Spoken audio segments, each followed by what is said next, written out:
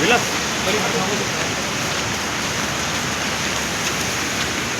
तिकडे पण आहे.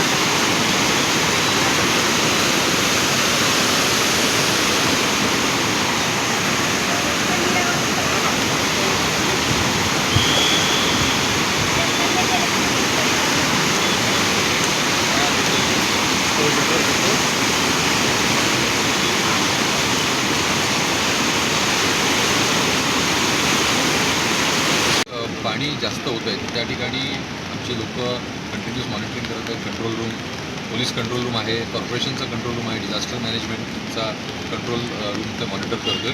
आणि ज्या ठिकाणी पाणी जाईल त्या ठिकाणी ट्रॅफिक डायव्हर्ट करणं किंवा त्या ठिकाणी जर पाणी साचत असेल तर त्या ठिकाणी कुठल्याही प्रकारचा काही इन्सिडेंट होऊ नये यासाठी डिप्लॉयमेंट करणं पोलीसची, अशा प्रकारचे आमचे नियोजन चालू आहे. सर, सगळ्यात महत्त्वाचं म्हणजे काल पण असे प्रकार घडले तिथे विभागाकडून की पूर येतो आहे, नागरिक त्या ठिकाणी पुराच्या पाण्यात जाऊन सेल्फी व्हिडिओ काढतात.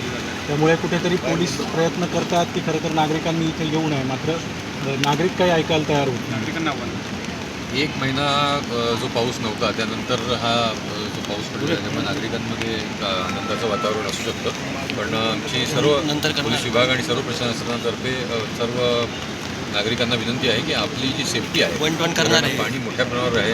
आपण जर फ्लो बघाल या ठिकाणचा तर खूप स्ट्रॉंग म्हणजे पूर आल्यासारखा फ्लो या ठिकाणी नदीला आलेला आहे. आणि अजून तर डॅमचे दरवाजे न उघडता एवढा स्ट्रॉंग फ्लो आहे. तरी आपली काळजी घ्या. शक्यतो जर काही काम नसेल तर घरातून बाहेर पडू नका. आणि जर पडायचं असेल तर जे वॉटरलॉक एरिया आहेत किंवा जे नदी पात्र आहेत तिकडे जाताना आपली स्वतःची आणि आपल्याबरोबरच्या लोकांची काळजी घ्या.